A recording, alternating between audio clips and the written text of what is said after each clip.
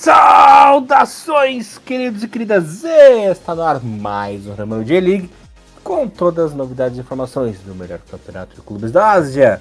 Aqui você ouvinte fica por dentro de tudo o que rola no campeonato japonês. Isso aí, galerinha! Resumão completaço da J1, J2, J3 e também da nossa amada JFL. Como sempre, vocês estão na companhia de Elias Falas, El Barburinho na apresentação. Comentários da lenda do mito Mr. Thiago Henrique Cruz, que tá sempre fugindo de mim no jogo online, né? Joga com todo mundo desgramado, menos comigo. Tudo bem com você, meu irmãozinho? Salve, Elias. Bom dia, boa tarde, boa noite a todos os nossos queridos ouvintes. Estamos de volta para mais um Número J-League e talvez o último grande resumão da J-League de 2025, né? Esse título que nós utilizamos sempre, que acaba juntando algumas rodadas. Então este provavelmente vai ser o último que a gente acabou deixando, juntando várias rodadas para comentar de uma vez só.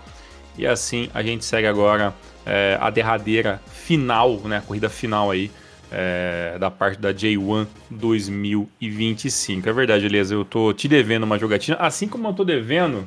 Quem é que teve um dia que alguém falou assim, agora que tá tendo crossplay, a gente tem que jogar? Eu não sei se foi o Adriano, quem que foi que me desafiou para um eFootball aí, eu não lembro quem que foi. Se a pessoa estiver ouvindo esse podcast, foi você que me desafiou para jogar uma partidinha de eFootball 2026, né, que já mudou já o nome desse ano, mais uma atualização do mesmo jogo de sempre. É só você me lembrar aí, por favor, nas redes sociais, que agora deu uma falhadinha na memória. Mas vamos jogar, Elias. Não sei se você chegou a dar uma olhadinha, mas o futebol modificou, mas não modificou muita coisa. Sempre muda um pouquinho de jogabilidade. A gente sabe que a gente fala de eFootball porque onde tem J-League tem seleção japonesa, já que no FIFA não tem mais, né? O ex-FIFA, agora o EAFC, né? Não tem seleção quase, não tem mais J-League nem nada. Então a gente fica aí com o futebolzinho da Konami aí como a nossa casa para de vez em quando jogar um joguinho de futebol, mas o Elias sabe que a nossa verdadeira casa para jogar videogame muitas vezes de futebol, para jogar J-League principalmente, é no videogame antigo, né? Play 2, Play 3, esses aí, Play 1, né? De vez em quando que eu pego para jogar também, então a galera já tá já conhece a gente, e já tem muita gente também que a gente conheceu no grupo do Rino Mauro, por exemplo, que até hoje joga PES 2012, joga PES 2008, aqueles J-League do Play 2, né? Então a galera até hoje aderiu como sua casa para jogar um futebolzinho retrô para quando o assunto é contra a J-League, Elias. Aliás, o próximo encontro que tiver e eu conseguir ir, da galera da J-League, eu vou levar o Play 2, levo o meu Play 2 pequenininho pra gente fazer o torneio da J-League, cara. Promessa aí. Sim, Podem me cobrar. Aí sim. E o legal é que tem alguns J-Leagues até um pouco mais, abre aspas, novos, né? Que saiu oficialmente naquela época, que hoje já tem a tradução, né? Eu na época descobri lá atrás que só tinha o 2007, né? O J-League 2007, a questão de tradução, e parece que hoje tem até o 2009 ou 2010, né? Então, com o passar do tempo, a galera fã, gringa, vai fazendo esses patches aí dos jogos oficiais, além, claro, né, dos patches que tem. Até hoje em dia tem a galera que faz J-League 2025 no PS1, por exemplo, né? Então, o mod tá aí Mod não desde... falta. No mod não falta, mas a gente aproveita e fala que tentaremos não faltar mais com as datas da J-League aqui, até porque a J-League acaba juntando muitas rodadas e inclusive porque vai ter uma pausa grande agora em novembro, né, por causa da data FIFA e tudo mais. Então, até por isso que a J-League deu uma inclinada a ter rodadas no meio da semana e no final de semana, então isso acaba complicando nós aqui que temos a vida corrida, infelizmente, com a vida fora do podcast. Mas vamos lá, Elias, vamos tentar não só atualizar, né, como divertir a galera aqui nos próximos 40, 50 minutos, porque se o Rinomaru aprender uma coisa com os anos, Elias, é utilizar o nosso atraso como conteúdo, né? Então a gente vai transformar o atraso, que nós estamos aqui algumas rodadas, para virar conteúdo, para lembrar você, olha que legal, nós estamos te relembrando o que aconteceu nas últimas rodadas, para você se organizar e saber o que pode acontecer com a J-League. E Elias, Que incrível, né, cara? A gente parece que foi ontem que a gente começou a falar sobre J-League 2025, o último ano, né, da J-League com o formato padrão, né, de início de temporada do começo do ano e final, né, e terminar a temporada no final do ano. E quando a gente viu, já estamos já em finalzinho, metade, final de setembro já, e praticamente o mês acabando, a J-League já chegando ao fim, né, então tudo voou bastante aí na temporada 2025. Cara, quando falta um ano para a Copa do Mundo, então fica muito corrido, principalmente de data FIFA, né? Muita eliminatória, fase final da eliminatória. Então realmente o calendário da D-Liga aperta, fica aquele negócio frenético. E é uma coisa que a gente fala, né? Depois de junho, a coisa fica uma maratona de vez, né? Então, as equipes que se prepararam para esse período, que inclusive estão no pelotão de cima do campeonato, que se deram bem, né? Por exemplo, Kashima, o Kyoto, o Reysol, o Kobe, o Machida e o Hiroshima, até o próprio Frontale, né? Se prepararam para isso e tiveram muita gordurinha, né? Acumularam muita gordurinha no primeiro turno, para no segundo turno não acabar sofrendo. O Urawa acabou jogando Mundial no meio do ano e por isso se atrapalhou um pouquinho, né, Tiagão? Que tinha preparação para jogar o Mundial e tudo mais e não conseguiu acumular tanta gordura, mas mesmo assim tá ali entre os 8 melhores e vai lutar por essa vaga na CL até o final. E sinto muito para equipes como, por exemplo, o Verde, que bobeou lá e agora está na parte de baixo. Até o próprio FC Tokyo, que começou bem o campeonato, teve boas oportunidades e decaiu. O próprio Fadiano Okayama foi uma equipe que foi muito bem no primeiro turno, acabou decaindo também, mas pelo menos pelos cálculos que eu sempre faço, né, que a margem esse ano vai ficar entre 37 e 38 pontos. Não vão chegar a 40 pontos o primeiro rebaixado. Pelo simulador da minha cabeça aqui, né? Então, o Fadiano foi esperto, pelo menos não vai ser rebaixado, que é a principal missão, né, Tiagão? Então, algumas equipes souberam administrar no começo do campeonato, sabendo que tinha toda essa maratona mais pro final do ano. Quem se encrencou foi o Marinos, que está lutando até o final. O Albirex, que além de não ter se espertado, perdeu principais peças aí no meio do caminho. O próprio Yokohama FC, que se reforçou muito mal, né? Então, nessa parte final, nessa maratona final, que a gente vê os times que estavam pensando mais no futuro e não naquela velha história de vender o almoço para comprar a janta, né? Como algumas equipes, Diego. Sim, sim.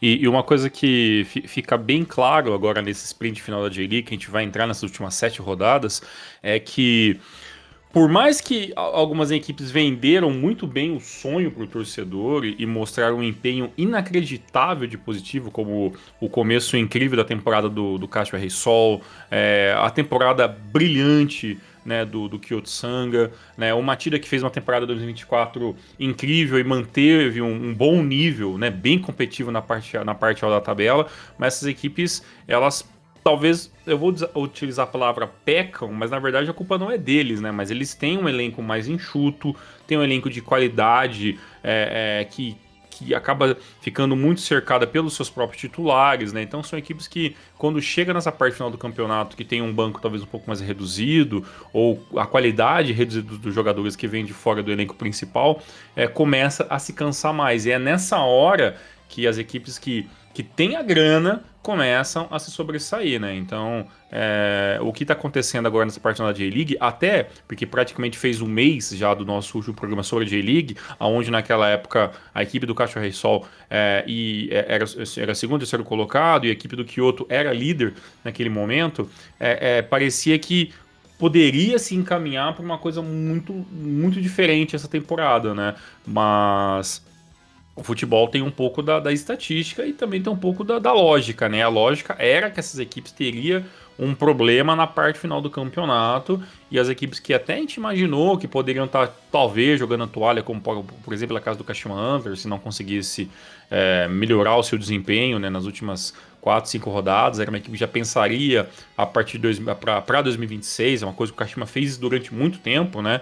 A temporada já não vai andando como quer, o título talvez ele é possível, mas já não é mais lógico, e a equipe meio que, tudo bem, vamos começar a pensar em 2026, abrir mão de um jogador ou outro desde já, trabalhar com planejamento a longo prazo, e isso é uma coisa que times como o Kyoto, como o Cachorro Sol, como o próprio Matida, eles não conseguem, né? Tem outras equipes que também já não conseguem. O próprio Sanfrecce Hiroshima é uma equipe que, por mais tenha um bom elenco, uma boa parte financeira, é uma equipe também que pensa muito ano a ano, né? Então, essa lógica um pouco mais imediatista do futebol acaba, às vezes, privilegiando as equipes que têm um pouco mais de grana e um pouco mais de fôlego, né? E é isso que a gente que a gente vê hoje muito clara na tabela da J-League, né? Tá tudo ainda em aberto, as coisas estão em aberto na J-League, tudo pode acontecer, né? Isso é uma frase que o Elias, não só o Elias, mas aqui no Rinomaru, o Elias fala isso há 10 anos, né? E que tudo pode acontecer na J-League, mas a gente sabe que ainda tem um pouquinho da lógica. E por enquanto, né? Felizmente ou infelizmente, tá dando um pouco da lógica, que é as equipes que hoje mandam bastante no mercado, que é a equipe do Kashima, principalmente a equipe do Vissel Kobe, estão se sobressaindo um pouco mais, principalmente o Kashima, que é uma equipe que começou tão bem o ano, e se pelo menos não lutasse pelo título até o final do ano, seria um ano horrível para o Kashima, né? Já que muitas vezes o título acabou batendo na trave da equipe lá de Baraki. Será que esse ano vem? Será que esse ano Será? vem? Bem, eu não vou falar que vem porque eu sou chamado de pé frio lá no grupo do Rinomaru, né? Então vamos aguardar para ver. É melhor você ficar quietinho.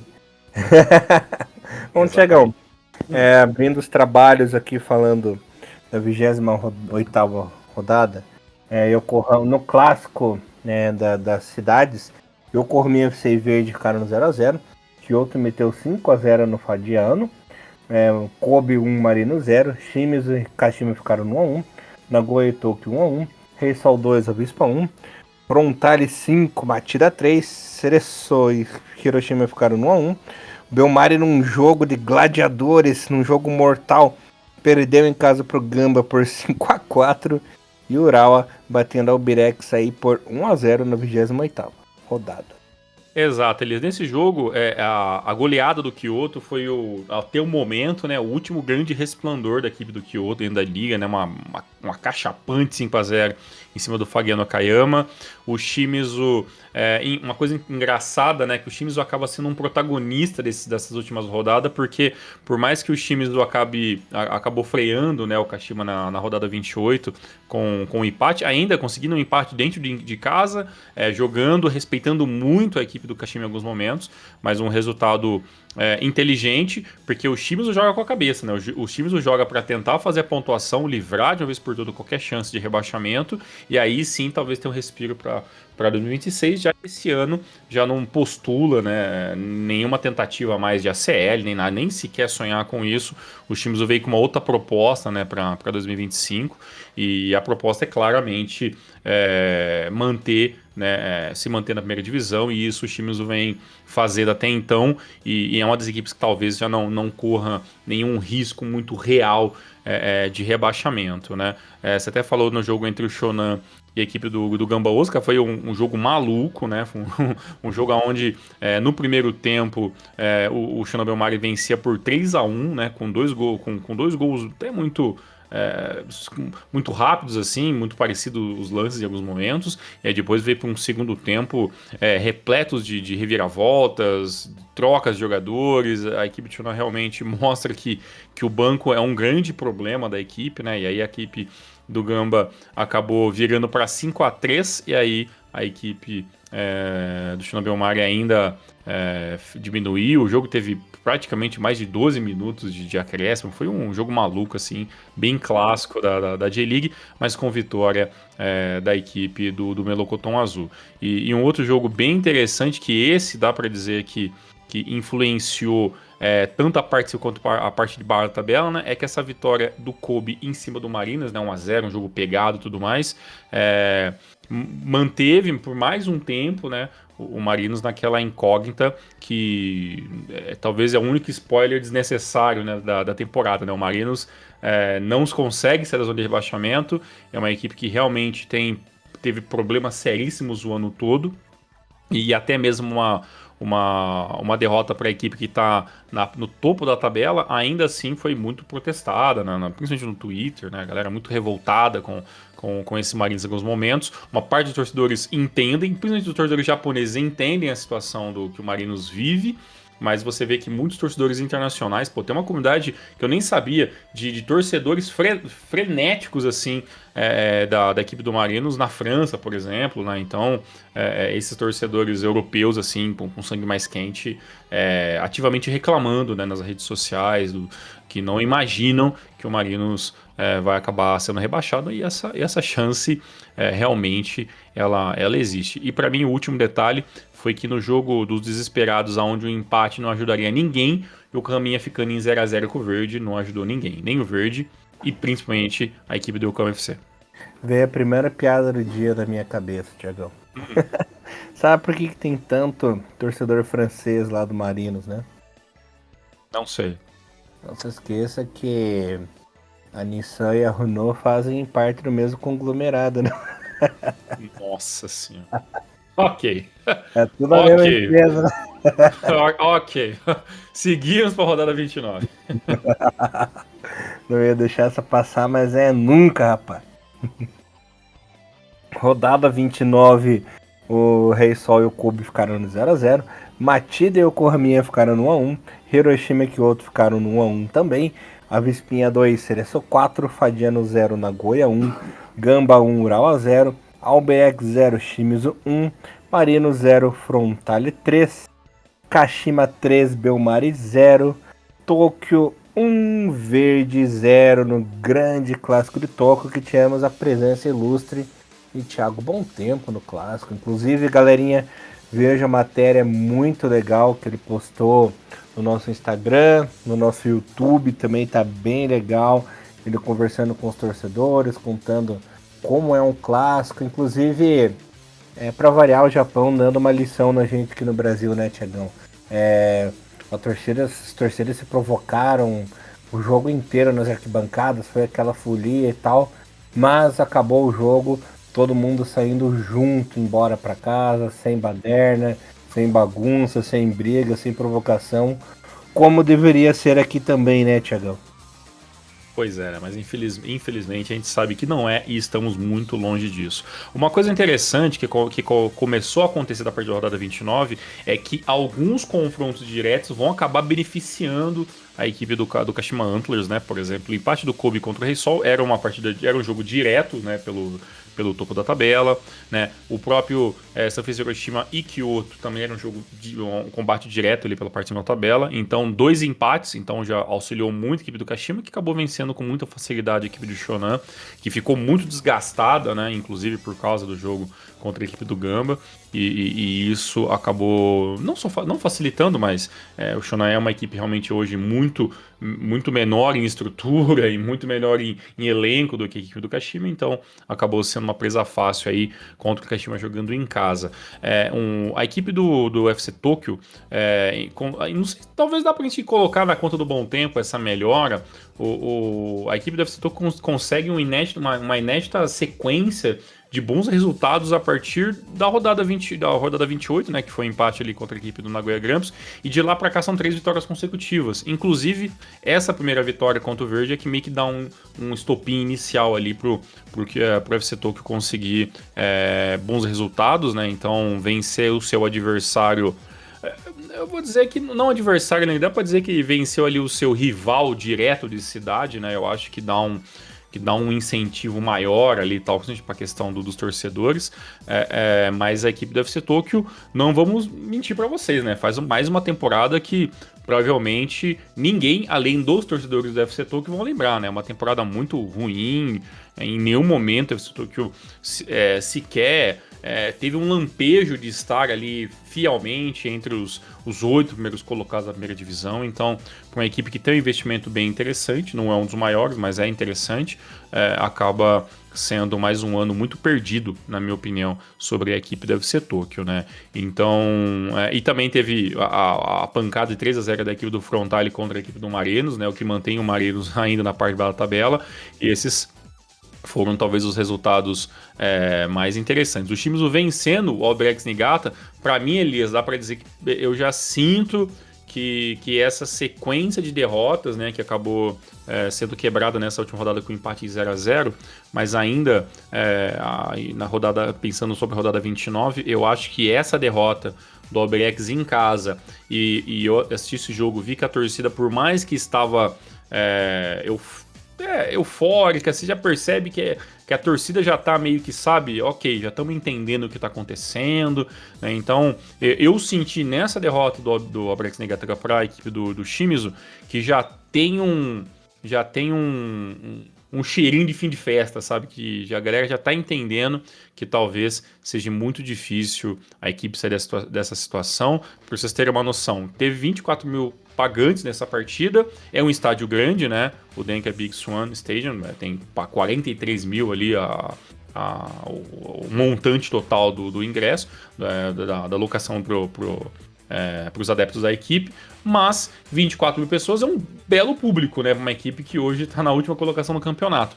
Mas a sensação que eu tive é que os torcedores aos poucos já estão caindo na ficha, que talvez que a equipe do Cisne vai voltar para a segunda divisão em 2026.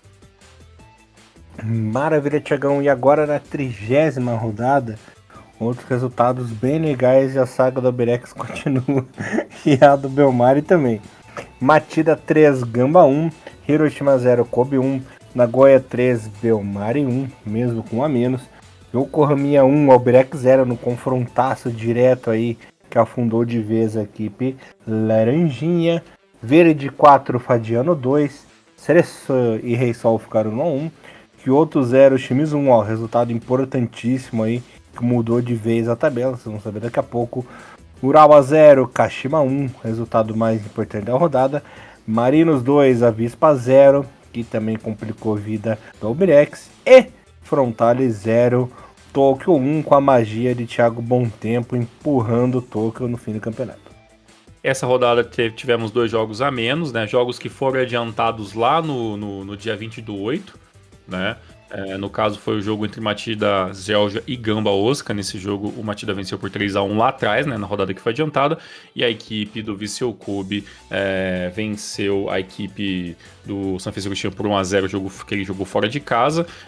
Lembrando que é por causa de Vissel Kobe e Matida que estão jogando a CL, né, então por isso que esses jogos acabaram sendo adiantados. Então, eu acho que é isso, né? Por causa da CL, né? Provavelmente, né, Elias? Você me corrige que é bem por isso que seja isso, né? Então, esses jogos acabaram sendo adiantados. E então a gente teve uma rodada um pouquinho menor. Na rodada 30, Elias, como você falou, né?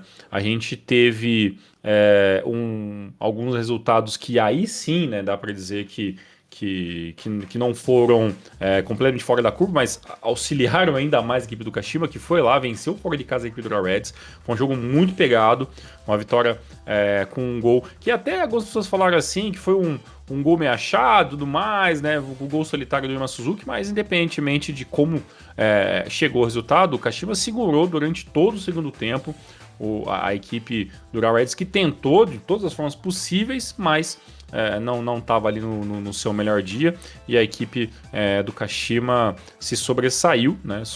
Foi melhor, e sinceramente acho que se você parar para pensar fielmente, né, o campeonato todo do Ural Reds, dá para se dizer que o Ural em nenhum momento dá para se pensar que no mano a mano com a equipe do Kashima, o Urawa poderia ser muito superior, né? O ano do Urawa é um ano muito de altos e baixos, e isso é uma coisa que eu tenho certeza que eu já falei em outros momentos também.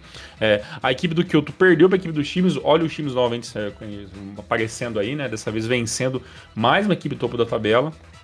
Com essa vitória, o Shimizu deu grandes pulos na tabela ali da J1, ficando ali já entre os 13, 14 melhores da temporada. Então, praticamente, o Shimizu já está, para mim, tranquilo depois dessa vitória em cima do Kyoto por 1-0. A equipe do Yokohama F Marinos venceu a equipe do Avis Fukuoka. Essa vitória, para mim, ela deixa ainda uma esperança bem plausível, né, para os torcedores, mas digamos que o Marinos durante todo o ano ele vem vivendo desses pequenos lampejos, né, de vitórias excelentes e o torcedor com a cardeneta e a calculadora debaixo do braço, né, vem fazendo todos os cálculos possíveis, porque dá para o Marinos sair da situação que está. O problema é que quando o Marinos vence, ele mostra uma melhora. Mas quando o Marinos perde, como por exemplo o que a gente vai falar em detalhes na rodada 31, o Marinos perde com erros assim de uma equipe que parece equipe de terceira divisão, assim, né? Então o Marinos é 880. É uma equipe de J1 que está em extrema reconstrução com o campeonato rolando, e em alguns momentos chega a ser uma equipe que tem um amadorismo em campo, que é um negócio meio que assustador, né? E sim, eu estou falando do gol de falta rasteiro que tomou do Sami na rodada mais recente. Mas nessa partida, a equipe do Marinos jogou bem, fez valer o seu mando de campo, pressionou a Vista Fukuoka, pressionou tanto que a Vista em alguns momentos tinha que depender apenas de contra-ataque, aí meio que jogou nos moldes que a equipe do Marinos melhor fica mais tranquila em campo, e a vitória aconteceu naturalmente. A vitória do Verde em cima do Fageno Kayama também dá uma esperança pro Verde, que é uma equipe que estava precisando voltar a vencer, né? É uma vitória que não resolve a vida do Verde, é uma derrota pro Kayama que talvez coloca uma pressão em um campeonato muito bonito, né, que o Kayama está fazendo, né? Uma das equipes com a folha salarial mais modesta da J1, é uma equipe que já fez coisas muito bacanas na temporada 25, mas é uma equipe que ainda falha bastante. Então, independentemente se o Fageno Kayama estará ou não, mas é bem provável que esteja na primeira divisão ano que vem, o Fagiano com certeza tem pontos a melhorar, né? E essa derrota contra a equipe do Verde por 4-2 mostra que esses pontos são cada vez mais visíveis e possíveis de melhorar. E para finalizar, Elias, a vitória do Yokohama em cima do Obrex pelo um solitário 1-0, e foi um jogo doído de se ver, e digo isso porque assisti o jogo, o gol saiu do Adailton aos 86 minutos, de lá para cá foi antes disso, né? Foi um jogo todo pautado por ser um jogo onde a equipe do Obrex jogava fora de casa, mas tinha mais posse de bola, tentava mais jogadas ousadas, mas era a equipe do Yokohama que chegava com um pouco mais de força de vontade e com chances reais de às vezes fazer um gol, ou pelo menos com uma pressão um pouquinho mais real, mas no final das contas o Obrex acabou perdendo essa partida e colocando talvez mais uma pazinha de cal aí na sua história na primeira divisão, que vai se terminando aí junto com o final da temporada. É uma vitória que mantém também ainda vivo o Yokohama FC, mas a gente sabe que quando se começa a se espelhar elencos, né, a equipe do Yokohama FC está literalmente lutando contra a equipe do Marinos, né, por essa vaga que pode ser a vaga que vai tirar uma equipe de rebaixamento, e dificilmente a equipe do Yokohama vai ter tanto assim ímpeto, né, para conseguir jogar melhor aí até o final do campeonato, apesar que está em aberto, mas no papel a equipe do Yokohama hoje tá ainda uns degraus abaixo do seu primo rico, que também está tendo uma temporada muito ruim, que é o Marinos. Você sabe que apesar de ser o lanterna da competição, tem uma equipe que tem um resultado recorde ainda pior do que o Birex, Thiagão. Que seria essa equipe aí? Vou falar para você agora, abrindo a 31ª rodada, a equipe do Belmari perdeu de novo em casa, dessa vez pro Frontale, pasme. É a 15ª rodada seguida do Belmari sem vencer na competição, Thiagão, para você ter uma ideia. A última vez que o Belmari ganhou na J-League foi no dia 11 de maio. Desde maio, derrotando o Verde fora de casa por 1-0. As outras vitórias que a equipe do Belmari venceu foi na Louvain e na Copa do Imperador. E a equipe não pontua, né? Não ganha um pontinho desde o dia 16 de agosto, quando empatou em casa com a equipe do Tóquio em 2-2, né? Então, são 2 meses sem pontuar na competição, e desde maio não sabe o que é vencer aí na J-League, né? Então, realmente, acho que deve ser até um recorde que nem o Tokushima conseguiu quando subiu para a primeira divisão aquela vez, que realmente é complicado. Perdeu mais uma vez essa rodada. Deu sorte ainda que perdeu só de 2-1, porque o Frontale chegou a ter um pênalti a favor, né, Tiagão? Que o Erisson acabou desperdiçando ali na etapa final. Mas abriu o placar com a Kizaka ainda no primeiro tempo. Fez 2-0. Em seguida, ali, 1 minuto depois, o Tati até diminuiu e botou um pouco de fogo na partida, né? Ali na reta final do segundo tempo. Mas mesmo assim, não adiantou. O time perdeu e tá nessa seca, por incrível que pareça, uma seca pior que o do Lanterna do campeonato, né? Você vê essas coisas malucas que acontecem na J-League, né, Tiagão? Não, e o pior disso é que para você ver como que a pontuação ela é complicada, né? Porque o Shonan ainda está vivo porque ele conseguiu alguns míseros empates, né? Desde essa última vitória lá no mês de maio. Mas a última vez mesmo que a equipe pontuou foi no dia 16/8, né? Um empate em cima da equipe do FC Tokyo. E de lá para cá já foram 5 rodadas e 5 derrotas consecutivas, né? Então. É muito complicado, né? A vida do Shinobi Omari, pra mim, é claro que hoje a gente tem uma vaga em aberto, né? Então, ó, você até falou que, pelas contas que você fez na média, e isso é uma coisa que você já tinha alertado já faz um tempo, já aqui no Hinomaru, em opinião própria, mas que se mostrou assertiva, que aparentemente este seria um ano onde a fuga de rebaixamento seria com as equipes mais fracas, né? Então, menos pontos, né? Então, talvez a gente nem chegasse aos 43, que até 2021 ali era meio que a nota de corte clássica, né? 40, 43 pontos. E agora, faltando 7 rodadas por fim, 21 pontos ainda em jogo. Tem equipe que ainda tem condição de fugir do rebaixamento, mas se vencesse tudo hoje, por exemplo, a própria equipe do Albirex, se vamos supor, o Albirex vai conseguir um negócio incrível hoje, vai conseguir vencer todas as partidas, chegaria a 42 pontos no máximo, e 42 pontos é hoje o que tem.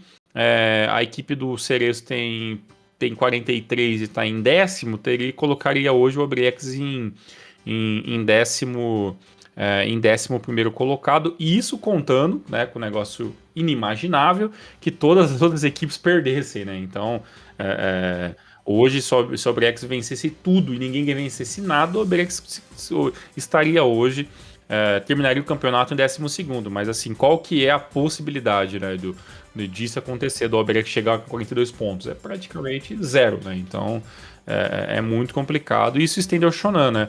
Hoje, com 25 pontos, se o Shonan vencer tudo até o final do campeonato, dá 46 pontos, né? Dá exatamente a pontuação que tem o Gamba em nono.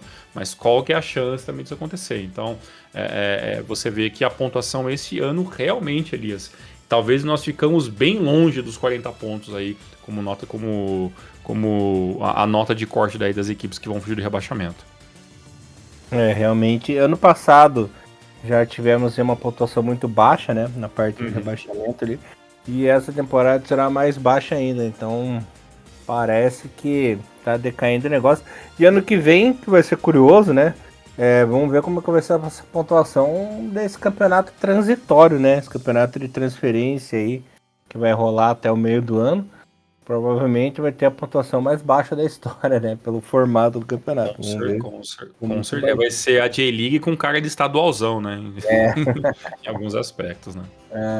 Mas falando agora da parte de cima da tabela, depois eu volto. Vou fazer esse ping-pong, Tiagão. Um de cima e um de baixo. Lembrei da musiquinha da Utella. Dá em cima, dá embaixo. Tá, mas enfim. O Kashima, mais líder do que nunca, conseguiu derrotar em casa a equipe de Cerezo por 3-1. Passou um aperto danado na etapa inicial porque não conseguia criar direito.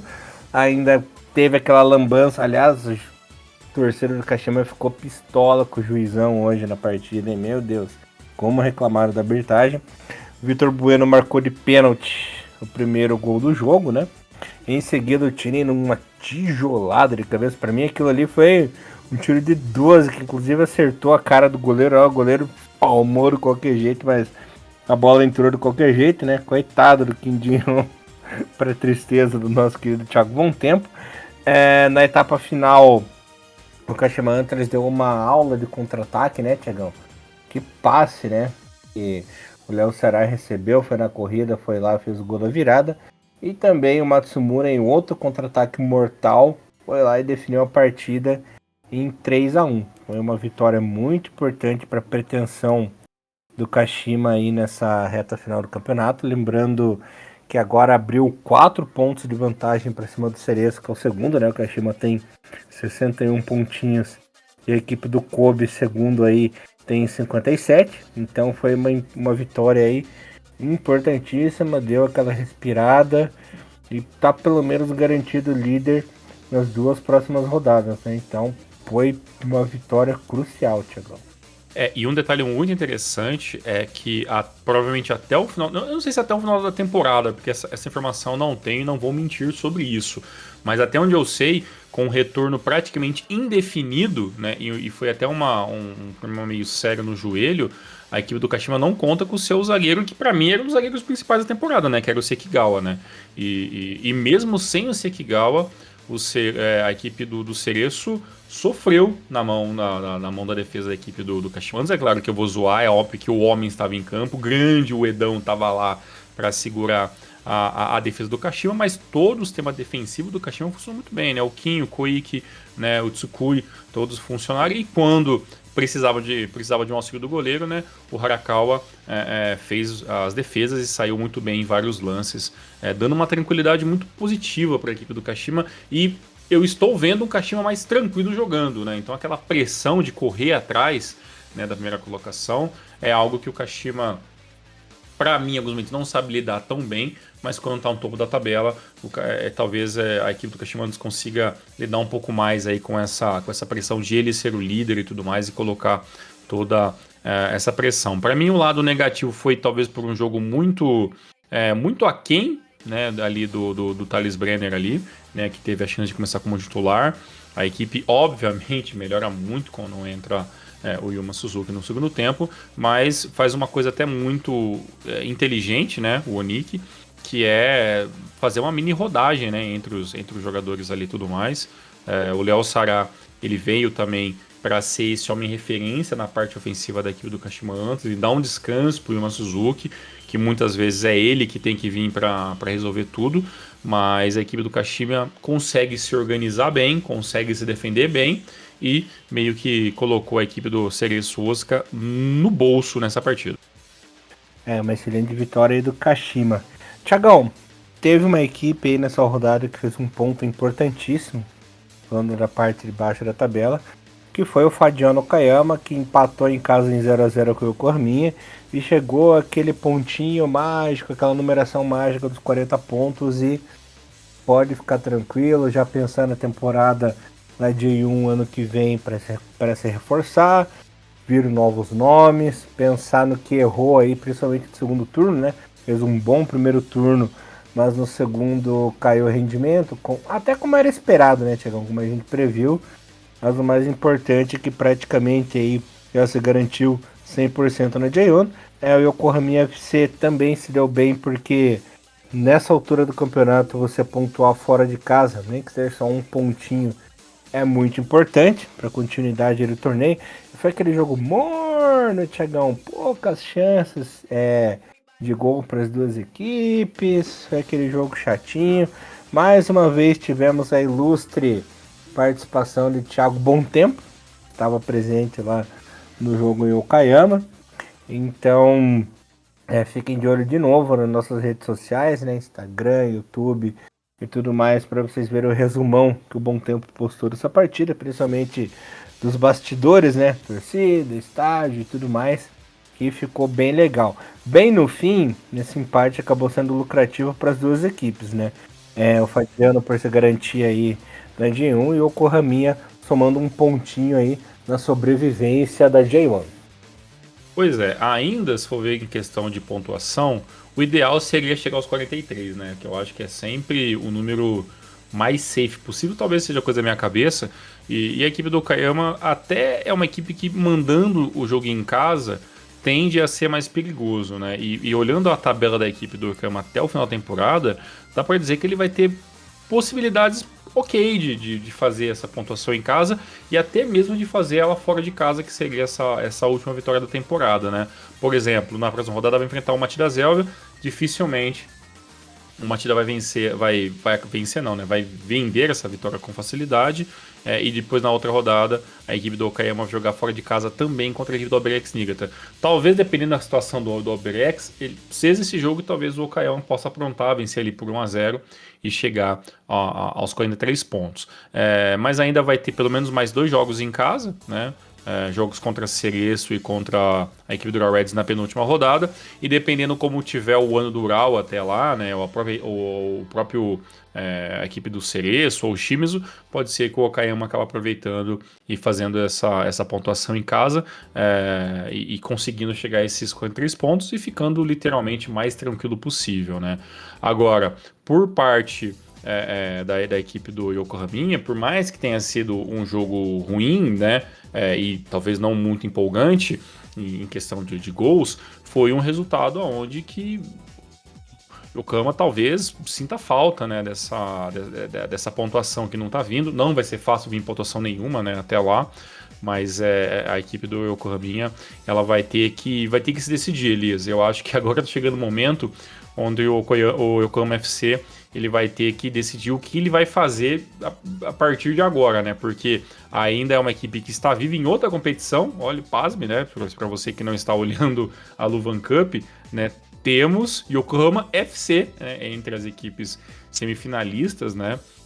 São jogos de volta, né? Então, inclusive no começo de outubro, agora no dia 8/10, acontece a primeira perna ali da semifinal ali, e a equipe do Yokohama FC vai enfrentar a equipe do Sanfrecce Hiroshima, e depois, 4 dias depois, já tem o jogo de volta em Hiroshima. Esse primeiro jogo a equipe do Yokohama joga em casa, depois joga o segundo jogo fora de casa e pode disputar o título, né? Que é um título que, sinceramente, quase ninguém se importa, mas ainda assim é um título. No entanto, com certeza o Yokohama FC não vai ter pernas para dividir as duas competições, né? Então, até lá, vai ter um jogo importante contra o Shonan, um adversário diretíssimo, né, contra o rebaixamento, e depois enfrenta o Fukuoka. Depois disso, 4 dias depois, a equipe vai estar recebendo a equipe do Hiroshima em casa pela Luvan Cup, e depois, a partir do dia 18/10, tem aí os confrontos finais, né, que vai decidir a sua temporada dentro da J-League. Para mim, se não vier 6 pontos nesses próximos 2 jogos, o que não é difícil, mas não é impossível, talvez a equipe do Yokohama jogue aí todas as suas fichas no primeiro jogo de ida, obviamente, no jogo de volta 4 dias depois na Luvan Cup, e dependendo o que acontecer neste resultado, o Yokohama tem pelo menos uma desculpa, né? Tivemos que abrir mão ali da permanência da primeira divisão, vamos lutar até o fim, mas agora a gente tem um título que é muito plausível de talvez conseguir na pior das hipóteses, então a equipe do Yokohama FC pode trocar a permanência na J1 por dinheiro do prêmio da Luvan Cup, que para mim nem é um grande prêmio, né? Mas aí é uma questão que só a diretoria do Yokohama FC vai decidir. Realidade, vai ficar sem os dois. É bem possível. Tiagão, e outra equipe que deu praticamente adeus, aí já deu adeus, eu não acredito que não vai aguentar, não tem jeito mesmo.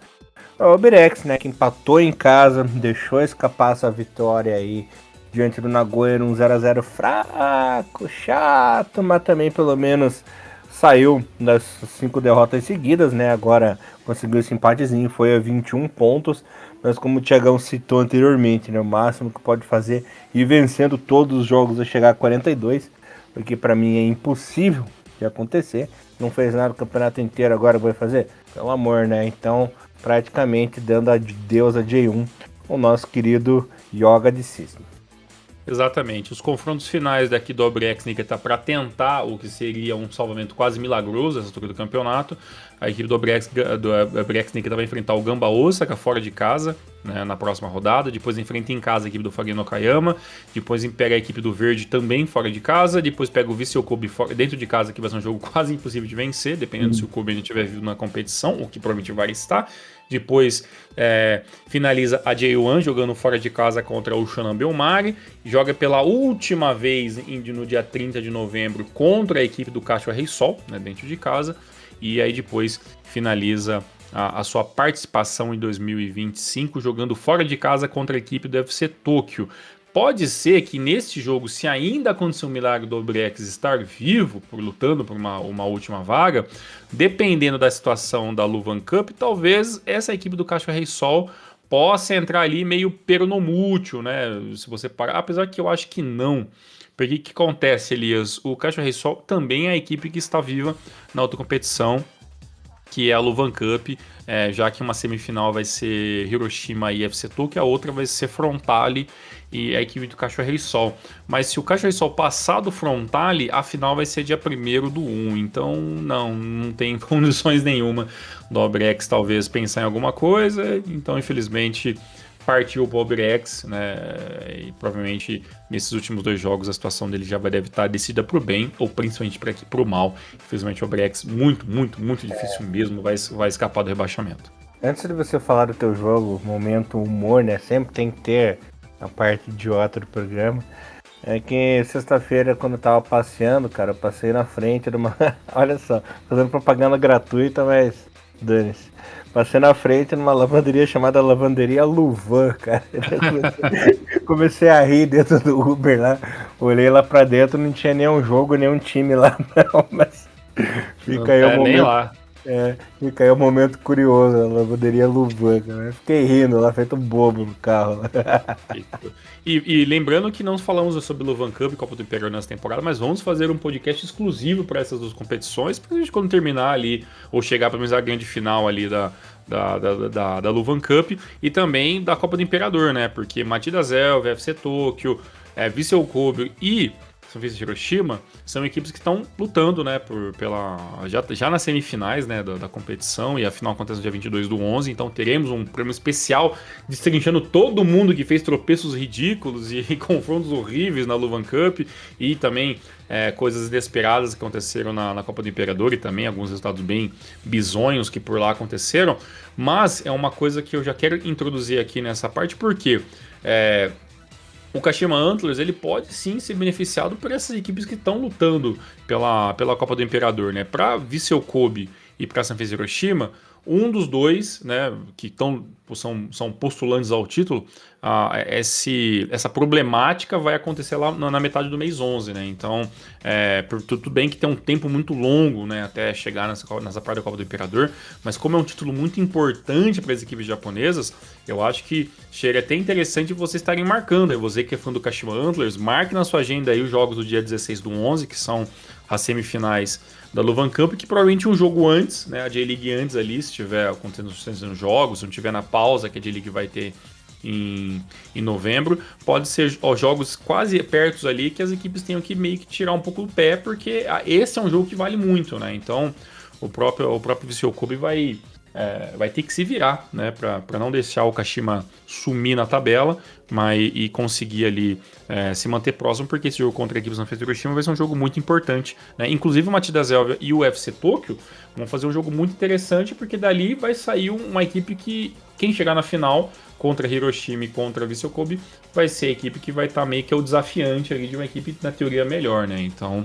a Copa do Imperador este ano pode novamente influenciar até mesmo pela luta pelo título, e vai ser interessante de ver isso aí também. Maravilha, Thiagão. Agora eu queria saber algum dos seus pitaquinhos aí da J1, por gentileza. Vamos lá, Elias. Vamos falar um pouquinho só a parte de cima da tabela, já que a gente tá falando da parte de baixo e meio que fazendo ali um intercalamento, né? Eu vou falar do empate entre a equipe do Kyoto e a equipe do Matida Zelva, que é um jogo muito importante pela parte de cima, mais um confronto direto, e a equipe do Kyoto Sanga acabou sendo num empate com um gosto bem de derrota, até porque a equipe do Matías Zévia abriu o placar logo aos 10 minutos, né, com uma boa aceleração ali do meio campo, um ataque muito rápido que acabou virando ali o gol do Okamura aos 16 minutos com passe do Nishimura, e de lá, né, até o final do primeiro tempo foi um jogo muito controlado pela equipe do Matías Zévia. Quando toma o gol, sente-se que o Kyoto ali dá uma segurada ali, a equipe fica um pouco mais nervosa, até faz algumas faltas que acabaram dando o cartão amarelo, e a situação poderia mudar, né, quando aos 74 minutos ali o VAR acabou dando um pênalti, né, acabou confirmando o pênalti, né, que foi ali um problema dentro da área, e o Rafael Elias acabou perdendo, né, o pênalti. O Rafael Elias já tinha se aparecido muito bem no jogo, é o jogador principal da equipe do Kyoto, a gente já falou várias vezes, e nessa tentativa, o goleiro do Matías Zévia foi muito bem no lance, né, caiu certinho ali, e por mais que teve, foi a paradinha, né, que não sei o que, não, mas eu acho que foi realmente ali o Tani, que todo mundo sabe, né, o goleiro até postulante a defender a seleção japonesa, ainda é um nome a ser muito bem observado ali para 2026. Acabou indo muito bem no lance, defendendo o pênalti. E a partir do momento que o Rafael Elias perde o pênalti, se coloca uma pressão ainda maior em cima da equipe do Kyoto. O Kyoto não jogou tão bem, pressionou, mas em todo momento eu sentia que o Matida tinha um pouco mais do controle da bola, tinha um pouco mais do controle emocional da partida, e assim foi, mesmo que as substituições ali, a entrada do Duck e tudo mais ali acabou não ajudando mesmo em campo, né, as finalizações entrarem, mas ainda assim controlando muito bem o jogo por parte do Matías Zévia. O empate veio apenas aos 93 minutos, né, com mais um pênalti, né, ali a tentativa dentro da área de isolar a bola, o zagueiro acabou trombando com o jogador, chutando na perna dele, aí acabou dando o pênalti ali, e aí o Nara, que bateu o pênalti no lugar ali do Rafael Elias, acabou convertendo e dando números finais. Após o empate, você vê que o Matida sai ali com aquela frustração que poderia quase sair com os 3 pontos, o que manteria ainda mais vivo na luta pelo título, mas ainda foi um empate que pro Matías Zévia, que estava em outra competição, tá tudo bem se manter ali, né, e tudo mais, e a equipe do Kyoto sentiu bastante. Então, esse empate pode ser 2 pontos que com certeza vão fazer muita falta, né, e hoje colocaria a equipe do Kyoto bem no retrovisor ali da equipe do Kashimantas, mas esse empate acaba dificultando, inclusive porque é o terceiro jogo seguido, né, que o Kyoto não vence, e isso já não acontecia dentro da primeira divisão, já faz um tempinho, né, o Kyoto vinha com pontuações com vitórias muito recorrentes, e agora nas últimas 3 rodadas vem aí de 2 empates e 1 derrota. O Kyoto tá matidando aí no final do campeonato. Matidando. E o que é extremamente compreensível, né, e até pela questão do elenco, né. Muito limitado, né, aquela velha Sim. história. É um time bom, um time ajeitado, mas a velha história do banco, a velha história do elenco aí tá pesando para a equipe do Kyoto, que não tem peças ali no seu time à altura, né, Thiagão? Para comportar aí esse alto nível até o final. Lembrando que a equipe chegou a 56 pontos e está a 5 do líder Kashima. É isso, né? Eu sou meio ruim de matemática, mas acho que é isso aí. Exatamente, e teve um problema, né? O Sugai, que é o lateral esquerdo ali da equipe ali, acabou saindo machucado no meio da partida, então pode ser mais um, não tá confirmado, né? Mas saiu ali com dores ali e tal. Então é mais um jogador que pode tá sendo um problema. Então, assim, pra mim o Kyoto, os 11 principais, pelo menos 8, 9 são nomes assim muito bons ali para a primeira divisão e tudo mais ali, mas é claro, né, é uma equipe que já está cansada e algum jogador ou outro, por obviamente ter que jogar muitas minutagens, acaba tendo lesões pequenas que podem deixar aí um jogador bom 30, 40 ou até um jogo sem jogar, e aí acaba dificultando mais. Mas assim, o Kyoto pra mim, independente de qualquer coisa, assim como falamos do Machida Zévia ano passado, é uma temporada incrível que vai entrar ali para os livros históricos ali do futebol japonês.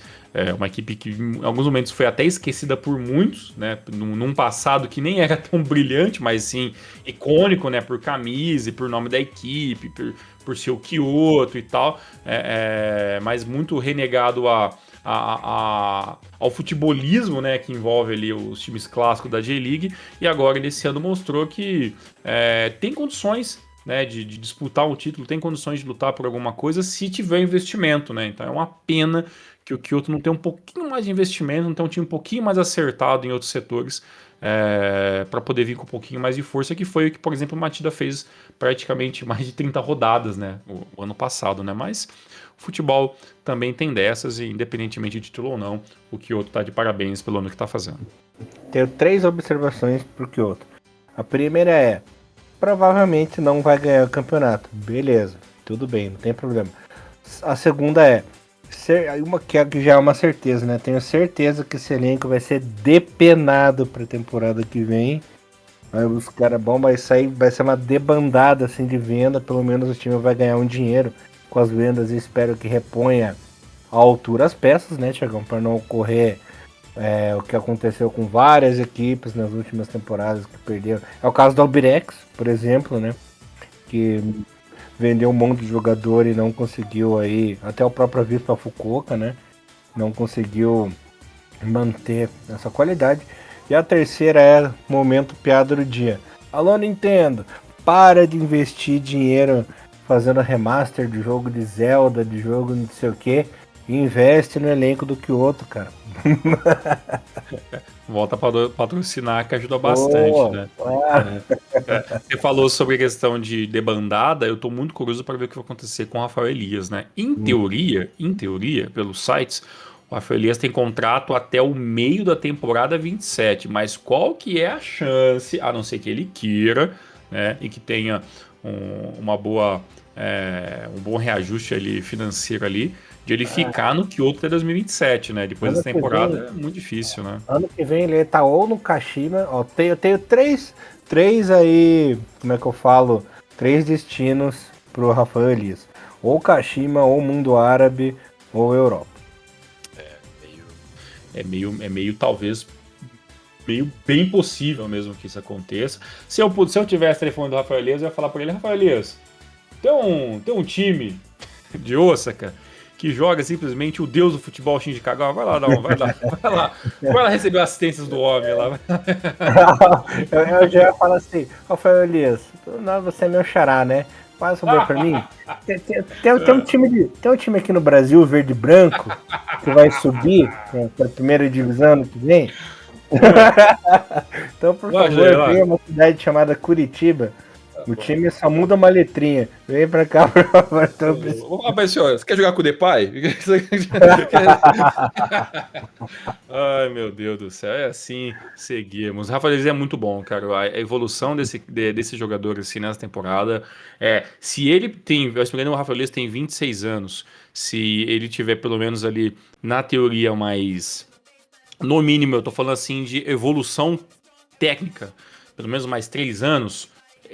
Dá pra imaginar que o Rafael Elias tem condições de ser titular facilmente nas 10 melhores equipes da J1. Fácil, né? Então, espero que dê certo, que ele esteja gostando do futebol japonês. Espero que ele um dia converse com a gente no Rio, acho que seria muito, muito legal conversar com ele também e saber as opiniões dele, porque é um jogador que com certeza tá fazendo uma história talvez que nem ele consiga imaginar, né? Que é pegar uma equipe que praticamente estava no ostracismo, né? Em vários aspectos, né? De crescimento, e tá fazendo o Kyoto simplesmente fazer a melhor campanha da J1 da sua história. História, né? Isso que veio da metade do ano passado, né? Se tivesse vindo desde o começo, eu teria feito história no ano passado. Exatamente. E só pra gente pensar em questão de título, né? Porque o Kyoto ainda está vivo. O caminho do Kyoto, para mim, é um caminho muito complicado, Elias. Porque, por exemplo, a equipe do Kyoto, até finalizar a temporada 2025, vai ter no próximo jogo a equipe do Cereço fora de casa, vai jogar em casa contra a equipe do Kazakh Frontale, depois enfrenta a equipe do Shonan. E pra mim eu acho que é o último jogo, talvez assim, com um pouco mais de facilidade que vai ter, ou não, né? Depende, o Shonan tem às vezes jogos fora da caixinha. Depois enfrenta em casa, aí vai ser um jogo que provavelmente vai parar todo mundo pra ver, que vai ser Kyoto em casa contra, né, o atual líder Kashima Antlers.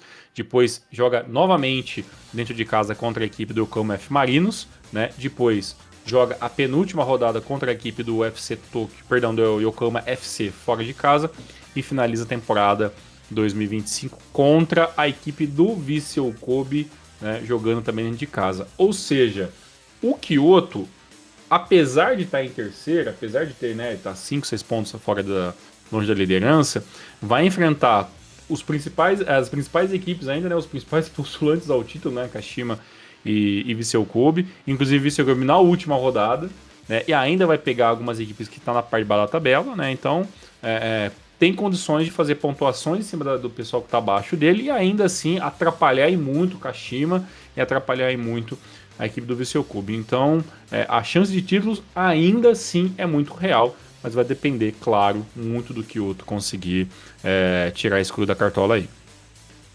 Vamos ver o que vai acontecer nessas 7 rodadas que ainda faltam pro nosso Kyotão, Thiagão. Vamos lá. Mais alguns dos seus pitaquinhos da parte de cima, da parte de baixo? Agora eu já me perdi, Thiagão. Me perdi. Bem, já que a gente falar sobre parte de baixo, deixa eu falar então, já tirar esse jogo aqui da lista, depois o Elias finaliza aí com jogos que ele achar mais interessante em comentar. Eu vou falar sobre a derrota que acabou sendo, no final das contas, meio vergonhosa da equipe do Marinos para a equipe do Gamba Osaka pelo placar 3-1. Eu falo vergonhoso não pelo placar, e não só porque eu acho que o Gamba Osaka é a grande mãe, né? É o grande Kyodai aí das equipes da J1 aí, sempre ressuscitando a galera lá embaixo. E a equipe do Gamba Osaka começou a ponta das suas, né? Teve um primeiro tempo que, assim, parabéns para quem não é torcedor do Gamba e do Marinos que assistiu esse jogo. Um primeiro tempo, assim, horrível de ambas as equipes. No segundo tempo, né, o jogo ali começou a se estranhar um pouquinho mais para a equipe do Marinos, que conseguiu fazer o primeiro gol com o gol do João Amano aos 59 minutos. Quando abre o placar, eu pensei, beleza, agora o Marinos tá com a faca e queijo na mão, tá com o placar ali, tá com a equipe um pouquinho mais ajeitada, mas ainda tomando contra-ataques muito expostos, então se fechar um pouquinho mais a casinha, acho que o Yokohama F Marinos pelo menos vai sair com 1-1, né? Ou pode matar o jogo num 2-0, depois tomar um gol no final do jogo e meio que matar ali e ainda conseguir pontos muito importantes. O que foi que aconteceu? A equipe do Gamba jogou em 10 minutos o que não jogou todo o primeiro tempo e todo aqueles mais de 15 minutos da segunda etapa. Começou a pressionar muito e teve um toque de passe muito rápido ali pelo lado direito, que o Handa encontrou ali o Mitsuta muito bem posicionado dentro da área e a finalização foi certeira, 1-1 entre as duas equipes. E depois disso, nos próximos 5 minutos, praticamente o Gamba comeu a bola. Teve lançamento pelo lado esquerdo, a equipe fez tabela, teve um momento ali que Mickey tentou pressionar e saiu no contra-ataque, aonde acaba acontecendo o segundo gol. Então, de uma pressão muito grande, né, depois com a bola no pé e toque muito consciente, com um toque muito rápido e curto, a equipe do Gamba conseguiu ali achar ali o Hummet muito bem posicionado ali com o passe do Juan Lano, e a equipe consegue virar o placar ali aos 30 minutos, 2-1. Depois disso, você percebe que, assim, desmontou completamente ali o emocional da equipe do Marinos, e a equipe do Marinos ficou cada vez mais exposta, e aí vem um lance que pra mim é um lance que talvez ele simplifica tudo que foi a temporada do Marinos. Uma equipe muito positiva em alguns momentos, uma equipe que tem um elenco e que, por mais que perdeu peças importantíssimas, né, como o Anderson Lopes, entre outros, acaba mostrando a fragilidade emocional dessa equipe e também de uma equipe que claramente é muito mal treinada em vários aspectos, né? Porque teve uma falta, né, aonde o Sami foi cobrar essa falta. A falta foi bem próxima ali à esquerda do campo, ali praticamente quase um pouquinho para frente da linha do escanteio. E o que aconteceu? O Sami ia praticamente cruzar rasteira essa bola para dentro da área. Só que ele fez o cruzamento tão forte e tão rasteiro que essa bola passou pela barreira de 2 homens, passou pela entrada da área e entrou no canto do goleiro da equipe do Marinos, né? E o gol foi assim tão inusitado, né? E tão tão vergonhoso de ter acontecido, que você vê a torcida do Marinos incrédula, você vê a torcida os meninos torcedores do Gamba incrédulos, que ele colocou a mão na cabeça, né? O goleiro Park da equipe do Marinos, sem entender o que aconteceu. O Sami não comemorou o gol, a galera veio dando tapinha na cabeça dele, ele ficou ali meio que, né, sem saber a reação que ia ter. E o Sami fez um gol de falta rasteiro, né, na equipe do Marinos, dando números finais. A partida teve quase um gol ali do Marinos depois de alguns minutos, o Marinos pressionou, quase chegou no segundo gol, mas praticamente depois desse terceiro gol, praticamente ali o jogo acabou e a equipe do Marinos desmontou dentro de campo, eu falo taticamente, emocionalmente. Então um gol que sintetiza muito a parte negativa, né, da parte do Marinos. Não porque tomou um gol bobo, né, mas porque é uma equipe que você demonstra que vai tomar um gol, vai tomar um empate, e essa equipe não vai conseguir se manter ligada o tempo todo, nem para defender um cruzamento dentro da área rasteiro que vira um gol no canto do seu goleiro, assim. Então, o que acontece no Marinos é cômico, por um lado, mas é muito mais triste, né? Até porque a gente está falando de uma equipe que há menos de 4 anos atrás, de 2 anos atrás, tinha o melhor ataque da temporada, tinha uma das melhores defesas,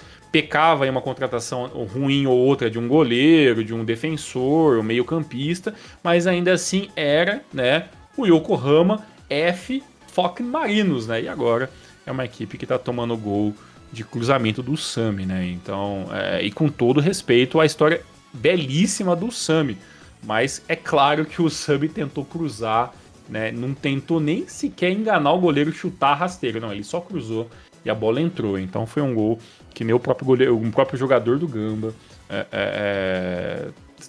vibrou, né, com aquele gol ali naquele momento. Então, um negócio vexatório que acontece com a equipe do Marinos, e tem muitos culpados, e afirmo aqui para vocês até o final.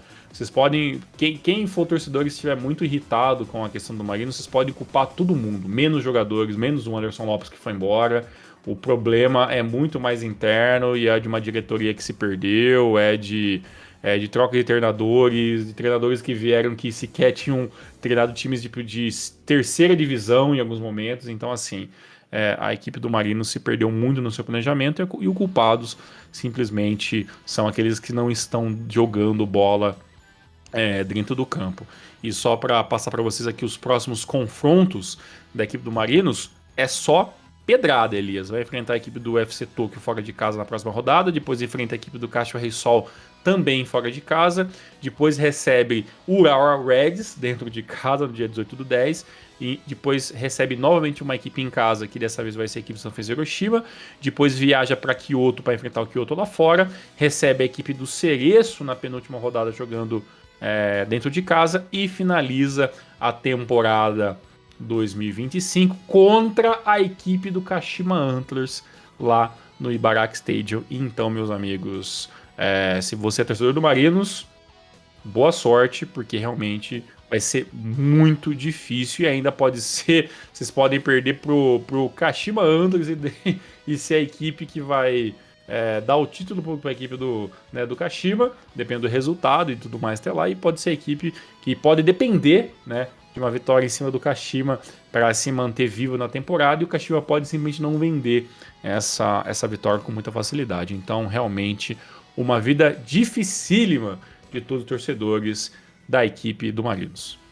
Como diria aquela teoria da conspiração, né, que roda na internet desde a Copa de 98, se vocês souberam o que aconteceu, ficariam enojados, né? É o que acontece nos bastidores do Marinos. Exatamente isso.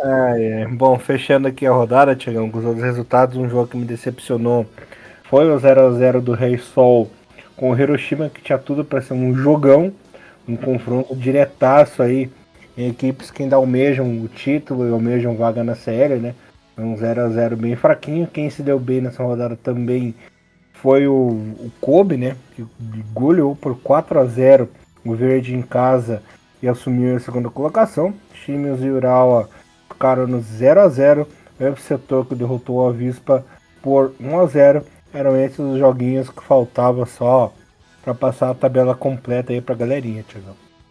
Exatamente. E para falar também dos jogos do Vissel Kobe, né? Que também é uma equipe que tem um calendário muito pesado, até porque o Vissel Kobe está jogando também, né? A Asia Champions League, que já começou e logo teremos Rinomaru na próxima semana. Então aguardem, o próximo número é sobre a ACL.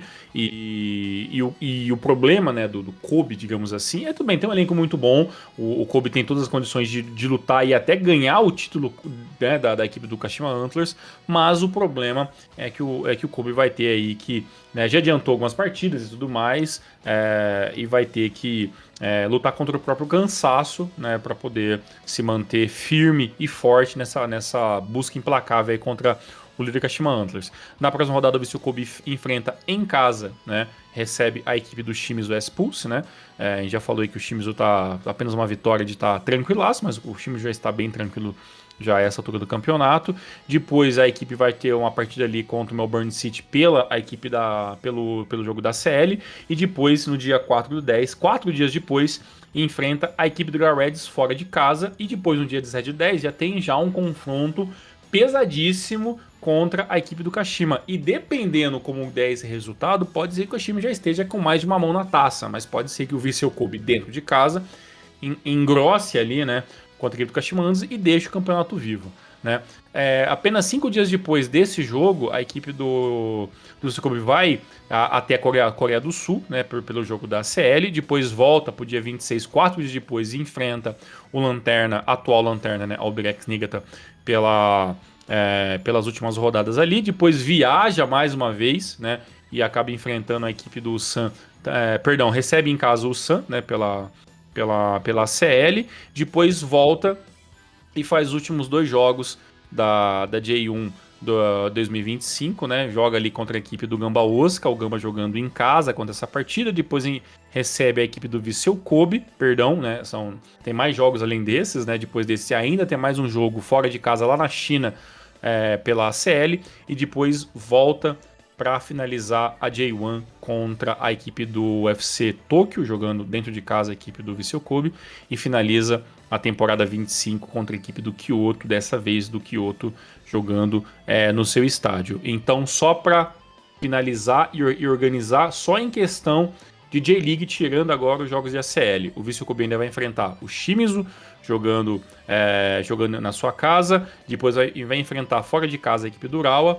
volta e enfrenta a equipe do Kashima em casa no dia 17/10, jogo que pode sim dar números finais a J1 2025, depois enfrenta a equipe do Albirex fora de casa, e joga depois também seguidamente fora de casa contra a equipe do Gamba, joga em casa contra a equipe do Sanfrecce Hiroshima e finaliza as últimas 2 rodadas jogando um jogo em casa contra o UFC Tóquio e o último jogo fora de casa contra a equipe do Kyoto. E detalhe, depois da J-League ainda, a CL continua do dia 9 até o dia 17, então a equipe do Vissel Kobe vai ter que jogar toda essa maratona de J-League, misturando ali com alguns jogos de ACL, e vai terminar a J-League e ainda vai ter mais 3 jogos, né, que vai ter que jogar pela CL. Então, assim, o ano do Kobe é muito pesado até o final do ano, e eu tô muito curioso para saber se o Kobe vai realmente ter forças e vai ter planejamento, ou se vai abrir mão de alguma coisa aí, provavelmente de um jogo ou outro da CL para poder se manter dentro da J-League, ou se depois do jogo contra o Kashima no dia 17/10 vai abrir mão totalmente da J-League e vai concentrar a equipe principal apenas nos jogos da competição continental. Maravilha, Thiagão. Deixa eu passar pra galerinha aqui, que eu fiquei devendo, como que tá a tabela completinha, na parte de cima e na parte de baixo. O líder é o Kashima isolado com 61 pontinhos, seguido do Kobe em 57 e o Kyoto em terceiro em 56. E na quarta colocação aí, o Rei Sol também com 56. Na parte de baixo temos o Yokohama com 28. Em 19º o Shonan Maru com 25. E na lanterninha o Albirex com apenas 21 pontinhos. Muito complicada a situação do Albirex e do Shonan. Kashima Antlers, Kobe, Kyoto, Reysol, Matida e Hiroshima, até quem sabe o Frontale, todos sonham ainda com o título e vaga na CL. Essas 7 últimas rodadas aí vão pegar fogo. Fico imaginando a última rodada entre Kobe e Kyoto, né, que você falou, né, Thiagão? Quem sabe aí Pode ser até o jogo do título, né? Já pensou? Ih, as armas. Vai ter muita coisa pra acontecer, apesar da J-League já estar bem encaminhada aí pra ter 2 ou 3 times no máximo lutando contra o título, vai ser bem interessante ver essa parte final da J1 aí que tá pegando fogo. Uhum. Tiagão, agora na J2, que está na sua 30ª rodada. Faltam, quem diria, finalmente a J1 passou momentaneamente a J2, mas isso aí vai acabar na data FIFA, né? O Fujieda bateu o Júbilo por 2-1, Vegalta meteu 3-1 no Montedio, Nagasaki 1, Kataria Toyama 1 e o Akimito ficaram no 0-0, Anforei e Blaubitz ficaram no 1-1, Sagan meteu 4-2 no Osaka Kumamoto, Tokushima Vortex 1, Sapporo 2, Omiya 2 e Imabari 3, vitória importantíssima do Imabari, 8-1 Renofa 0, RM 0, Jeff United 1, né? O Mito, apesar de ter empatado, continua na liderança devido ao seu saldo de gol, né? São aí estão com seus 55 pontinhos na liderança. O Nagasaki agora em segundo colocado com 55, equipes que sobem direto. Ali na parte ali do playoff temos Jeff United em terceiro com 54. Em quarto o Vegalta Sadai 51.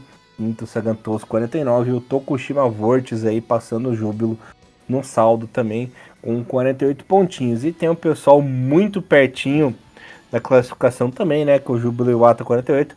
O Mierdidia perdendo forças aí na parte final do campeonato, né? Chegou até a ser líder por algumas rodadas, né? Chegam várias rodadas com 47. E em nono o Imabari com 46. São equipes que conseguiam aí uma vaguinha, estão pertinho da vaguinha no playoff. Zona do rebaixamento, Renault Yamaguchi 25. Kataria Toyama 24 e R Mena Lanterninha com 17. Muito difícil aí dessas equipes escaparem do rebaixamento, porque o Cross Kumamoto, que é o 17º, já tem 33 pontos, né? São 8 pontos de diferença do primeiro da zona e muitos pontos acima do Lanterna, que tem 17, né? Então tá bem complicada a vida pro pessoal da zona do rebaixamento e, ironicamente, acabou a energia do energético, né, Tiagão? O Mierdige despencando aí para 8ª colocação. Caramba, O Omiya que ainda tá lutando, né, pra conseguir chegar nesse playoff aí, que eu acho que é o máximo que dá pra se imaginar. Mas a luta do playoff tá bem intensa, né? Tem muitas trocas de nomes e tudo mais. A gente ficou aí um tempão, né, sem falar sobre J-League. Mas assim, o grosso não mudou, né? Mas você tem alguns nomes ali que estavam um pouquinho melhores ali, tal, no último programa que a gente fez. E agora tem alguns nomes um pouquinho diferentes. Pra mim, nessa questão, o Jeff deu uma melhorada, né? O Jeff, que tinha caído muito de produção ali um tempo atrás, voltou. O Vegalta Sendai consegue se manter muito bem, numa constância de pontuação. Eu acho que a melhor vantagem desse Vegalta Sendai seria isso. O Sagantosu melhorou também, principalmente no segundo turno. O Tokushima Vortex teve uma queda e quando você acha que ele vai perder, ele consegue ali engatar 4 pontos seguidos, e então é uma equipe que ainda tem se juntou uma gordurinha que meio que fez com que o Tokushima Vortex fosse uma equipe que a pontuação ajudasse muito ele ficar ali entre os primeiros colocados, mas já mostra um sinal de desgaste muito grande, já que já vem de 2 derrotas consecutivas e um empate, né? As equipes que estão fora agora da zona da zona de playoff ali, que é o Júbilo, que é o próprio Omiya, né, que é o Imabara FC, que tem chances reais, mas acho que vai ser muito inconstante essa parte do campeonato. Então eu acho que vai ficar mesmo ali entre o Júbilo e o Omiya, talvez tirar alguém aí dessa zona de playoff. Zona de rebaixamento, né, eu sinceramente acho que tá até mais vivo do que eu imaginei, né? Você vê hoje o Kataria Toyama e o Renault Yamaguchi lutando ponto a ponto ali para pelo menos pressionar o 17º colocado, que é o Osaka Kumamoto, mas a diferença é um gap um pouco grande, né, de 25 para 33 pontos, que é hoje a pontuação que tem o 17º colocado, e são 2 equipes que demoraram muito, né, para sequer tentar alguma coisa. E quem tá tentando realmente alguma coisa é o Renault Yamaguchi, né? Porque o Kataria Toyama e o Ehime estão muito afundados, né, em uma sequência interminável de derrotas, né? Então é muito difícil imaginar que essas equipes vão ter um fôlego real para chegar ali próximo do Osaka Kumamoto. Eu acho que é só o Renofa, e sinceramente a cada rodada que passa e a gente continua falando do Renofa lá embaixo, mas fica nítido que talvez o Renofa voltará à terceira divisão na temporada 2026 também, né? Então é muito real essa possibilidade. E não que eu esteja feliz, né? Porque até ali os intermediários ali de rebaixamento são equipes que, sinceramente, eu achava que em 2025 teria um ano muito mais positivo, né? Como o Asco Kumamoto, o Oita, né? Monte de Yamagata, o próprio Blaubitz, né? Eu acho que são equipes que em certo momento eu se imaginava que estariam bem posicionados. E aí eu até estendo, né? O Blaubitz é uma equipe que eu achava que ficaria também entre os 10 melhores colocados na temporada. O Fudieda, depois de uma temporada 23 e 24 muito positiva, tem um retrocesso muito claro em 25, né? O próprio Kofo, depois de toda a história que fez e conseguir jogar uma CL, né? Então, assim, as equipes da meiuca de tabela ali da J2 me deixam uma incógnita na cabeça, porque realmente a maioria ali estão tendo anos muito abaixo do que eu imaginei. Agora, sobre o título, Elias, você vê hoje um Mito que não ganha nada desde o dia 10 de agosto, né? Que foi a última vitória dentro da segunda divisão. De lá para cá foram uma sequência de empates, né? Uma derrota e 4 empates. E é uma equipe que claramente também já está muito cansada. Primeiro colocado pela gordura que se fez no primeiro turno, né? E o comecinho do segundo turno foi muito bom. Depois o Mito acabou também caindo muito de produção. E nisso, aqui do Nagasaki vem pontualmente, né, vencendo suas partidas, poderia até assumir liderança, né, se não fosse o empate contra o penúltimo colocado dessa rodada, né, o empate em 1-1 aí que o Elias falou, mas se fosse uma vitória, hoje já teríamos um novo líder, né, então para mim é questão de tempo para a equipe do Vira Nagasaki conseguir essa primeira colocação. Ainda nós temos em jogo, né, até o final da J2, temos 1, 2, 3, 4, 5, 6, 7, 8 rodadas até lá. Então, o Mito ainda tem condições claras, né, numéricas de correr atrás do prejuízo e voltar a vencer. E o jogo que talvez seja um embate direto entre o primeiro e o segundo colocado vai acontecer só lá na penúltima rodada entre Vivara, Nagasaki e Mito. E, sinceramente, eu acho que nesse momento a gente vai ter talvez nem o Mito entre os dois primeiros colocados, viu? Porque eu imagino, sinceramente, olhando a tabela hoje, que é bem provável bem provável não, né? Que eu não quero usar essa palavra quando se fala de Jeff United. Mas é muito possível que o Jeff continue a melhorar um pouquinho mais o seu futebol, o Mito piorar um pouquinho o seu futebol na tabela, e aí, quem sabe, teremos Vivara Nagasaki e Jeff como as equipes que vão pegar direto essa vaga. E sinceramente, hoje eu vejo o Mito entre mais uma vaga no playoff do que realmente uma equipe que vai lutar até o final ali pela primeira ou segunda colocação da J2. Se manter, legal demais ver o Mito. Mas pelo futebol apresentado, hoje o Mito não é uma equipe para estar entre os dois primeiros colocados da J2 2025. Maravilha, Thiagão. Agora falando um pouquinho da J3. O FC Osaka perdeu para o Gravans por 3-0. O Azul Claro meteu 1-0 no Nara, vencendo após um bom tempinho. Totic City 3, Kochi United 0. Fangrauri 1, Fukushima United 0. Totig SC 4, Ryukyu 1. Olha só a cidade de Totig, hein? Gainari Totori 3, Aspa Kusatsu 1. Gifo 2, Nagano Parceiro 1. Kagoshima United 2, Sekigahara 0. Kamatamare Sanuki 2, Sagamihara 0. E devido aí ao mau tempo, o Tsuegen, Kanazawa, Matsumoto e Yamaga não entraram em campo, tiveram o jogo adiado, né? Falando aqui na sua 28ª rodada, faltam 8 jogos para acabar o campeonato.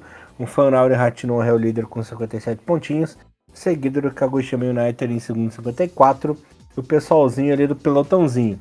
Totig City 54 em terceiro, FC Osaka em quarto 48, Sekigahara em quinto com 47, o Nara fechando o playoff com 44, caindo no momento Nagano Parceiro com 26 pontinhos, e o Azul Claro 21 pontinhos, a dupla de torcida de Thiago Henrique Cruz indo pra fossa essa temporada, rapaz. Vice-lanterna e lanterna.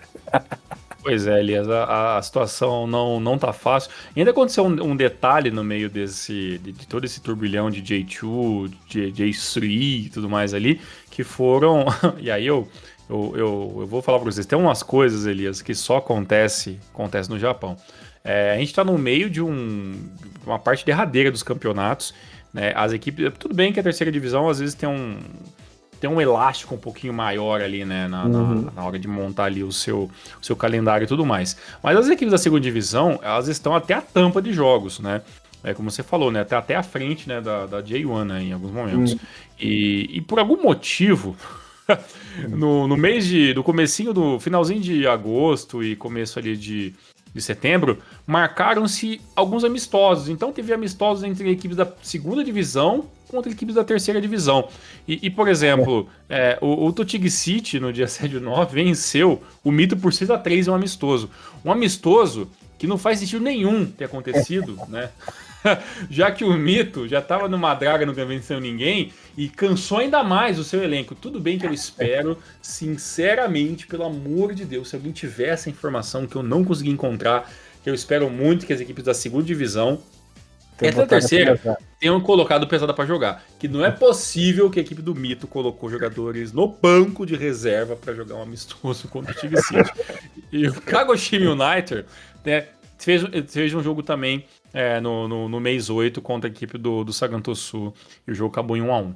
Então, assim, na lógica, tudo bem, eu entendo os times da terceira divisão querer fazer amistosos e completar um pouco mais esse calendário. Mas por que caralhos as equipes da segunda divisão aceitaram? Cara, que maluquice, irmão. Mas assim, esses jogos não tiveram... não tem os status em lugar nenhum, tem só os resultados e tudo mais. Então assim, eu não sei como foram os elencos, mas eu espero, pela pouca sanidade que me resta em 2025, que Mito e seja lá quem for as equipes jogaram com equipes sub-20, sei lá, time de base. Não é possível que os caras colocaram jogadores principais com um amistoso, nada a ver com nada na parte, né, na metade final da temporada 25. Ai, meu Deus do céu, Elias. Mas você sabe que aqui o Brasil não tá muito longe não, né, Thiagão? E esse ano tá tendo aqui no Paraná um torneio chamado Copa Paraná, que vale vaga, o campeão vai disputar a Copa do Brasil, né? E pasme, acredite se quiser. O Coritiba e o Atlético Paranaense entraram nesse campeonato também, né? Porque só o campeão da Série B se garante na Copa do Brasil. Não se sabe se os dois vão ser campeão de fato, né? E cara, eu não lembro a última vez que isso aconteceu, acho que foi em 2010, uma coisa assim, ou 2007, em que simplesmente o Coritiba entrou 2 vezes em campo nesse domingo, cara. Só que o que o Coxa fez? E não ganhou nenhum dos 2 jogos, assim. Que beleza. O que o Coxa fez? Perdeu para América na Série B e empatou com o Rio Branco nessa Copa Paraná, mas ele colocou o time de piazada para jogar essa Copa Paraná, né? Então... Tem que ser, né? Tudo bem, pra você ver que não é só o Japão que tem essas loucuras, não. Aqui tá mais perto do que você imagina. Bem, é uns negócios que realmente é para rir aí no final dessa terça-feira. Para você que talvez esse podcast da quarta-feira, espero que você tenha se divertido também. Sobre a questão da classificação da J3, Elias, o Hachinori muito bem, Kagoshima United muito bem. É muito difícil de prever o que vai acontecer, né? Bem, se o Totig City venceu por 6-3 o líder da segunda divisão, então eu acho que o Totig City pode sim ter bastante linha para queimar ainda. Eu acho que vai ficar entre essas 3 equipes. Eu acho que o Osaka FC já ficou muito atrás com 48 pontos, né? Então é bem provável que fique entre esses três primeiros colocados, mas ainda tem a questão do playoff, né? Da terceira divisão para a segunda, que aí eu acho que entra no balaio de gato o próprio Totig e o Giravans. Eu acho que são equipes que ainda estão bem vivas. O Fukushima United um pouquinho mais abaixo, e o Ganari Tutori, que é o 10º, para mim provavelmente muito fora de lutar por essa questão de playoff. E na parte de baixo da tabela, né, eu ainda acho que temos uma vaga em aberto, né, que eu acho que é essa do playoff entre o Nagano, que é o 19º colocado, né, que pode ter ali o playoff ali para se manter. E o Azul Claro, para mim, apesar da vitória, né, da vitória amarga de 1-0 ali, que tira um jejum gigante de derrotas, ainda assim é uma equipe que não mostra que talvez vai ter forças de lutar para sair dessa última colocação. Mas essa 19ª colocação aí tem pelo menos 4 clubes ali que dá pra gente dizer que tá lutando, né? O Nagano, o Kusatsu, o Kamatamaré, o Kochi United também e até o Gifu, né? Que já faz um bom tempo que não faz campeonatos muito, né, muito positivos o ano todo, mas pra gente não falar só mal do Gifu, o Gifu pelo menos deixa eu ver aqui, é a única equipe, que venceu 4 seguidas das últimas 5 rodadas, venceu 4 seguidas a equipe do Gifu, então o Gifu ampliou um pouquinho mais a sua pontuação ali com esse sprint aí positivo de 4 vitórias seguidas aí nas últimas rodadas, e o próximo jogo joga contra o Lanterna, então tem toda a condição do Gifu vencer 5 seguidas e ser a equipe que mais venceu aí nessas últimas 5 rodadas da terceira divisão. Mas para mim, a parte de cima ainda fica muito em aberto entre os 3 primeiros colocados. Maravilha, Thiagão. E ela voltou, Thiagão. E aí? JFL voltando aí na sua 22ª rodada. Lembrando que eles resolveram tirar um período de férias entre julho e agosto ali, né? Porque porque eles podem. Porque os caras são foda, né? Podem tirar o período quando quiser. Ficou um mês parado o campeonato, sabe, sei lá por que caralhos. Abrindo a 22ª rodada, o Maruyasu perdeu em casa pro Veritemiya por 1-0. O Minebe Mitsumi meteu 5-1 no Yokogawa Musashino. O Honda FC meteu 3-0 no Hello Shiga. Grudia Morioka 1, Haimiro Mori 2. Asuka e Okinawa ficaram 0-0.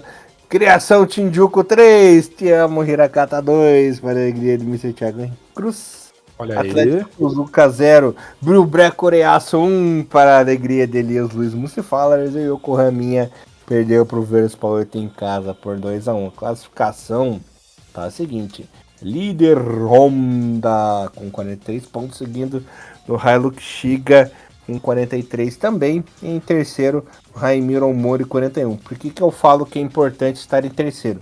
Porque o Honda não joga as principais divisões, né? Então nesse momento é o Hilux Shiga e o Haimir que estão subindo para J3. E na parte de baixo da tabela, olha só, é o destino mesmo, né, Thiagão? Não adianta. O Asuka saiu da lanterna, agora o vice-lanterna com 18. E para variar, nosso querido Yokohaminha na lanterna, cara. Meu Deus do céu. É o destino, né? Tá louco, bicho. Não é o ano das equipes de Yokohama de qualquer maneira, mas a gente sabe que a equipe do Yokohaminha aí, a terceira equipe de Yokohama, né, o Yokohaminha, literalmente Yokohaminha, é uma equipe que tem uma cultura de futebol muito diferente, né? Então não dá pra dizer nem que é competitivo, né? O que essa equipe faz ali. Viu, Thiagão? Nesse momento o Yokohama Sports e Culture só tá tendo a Culture, né? Porque Só tem a Culture, esporte nada, né? Enfim, né? E pela parte de cima da tabela é bem interessante isso, porque por mais que a gente esteja pensando aí no Haimiro Mori e tudo mais, tem o Okinawa, né? Que tem 39 pontos, tem a equipe do Vespa 8, né, o Brubai Hurayasu. Então, assim, essa posição em terceiro vai ser, na teoria, muito disputada, né? Apesar que a gente sabe que na JFL tem as equipes que não querem coisa com coisa, né? E vai fazer aquele corpinho mole ali faltando 8 rodadas. Então, assim, ainda é muito cedo, né, para se imaginar o que vai acontecer, já que tem toda essa questão de licença, a questão do gap, né? Que a gente sempre fala, o gap de pular de divisão, de sair de uma equipe semi-profissional para uma equipe full profissional e todas as obrigações que algumas equipes simplesmente não têm condições, né, de manter, né? Então, por isso que a JFL é tão peculiar, né?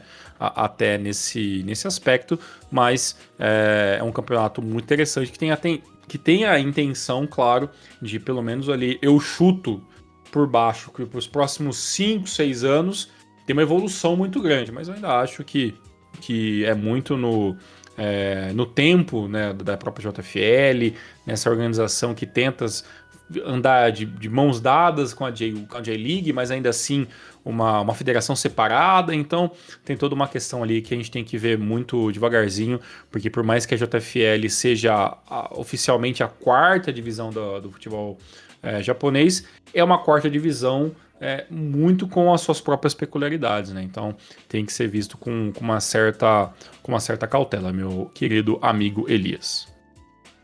Maravilha, Mr. Thiago Cruz. Tiagão, mais alguma coisinha que você queira falar? Deixa pra semana que vem, tá tudo certinho.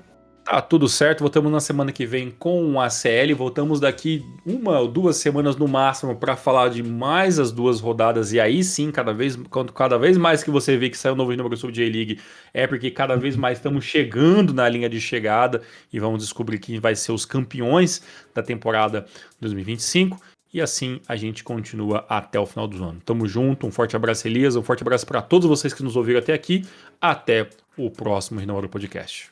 É isso aí, galerinha. Tiagão, mais uma vez, muito obrigado. Galerinha, muito obrigado. Estamos na semana que vem em Hiromaru, levando o melhor futebol japonês pra vocês. Valeu, tchau. Valeu, forte abraço, tchau, tchau. Sayonara.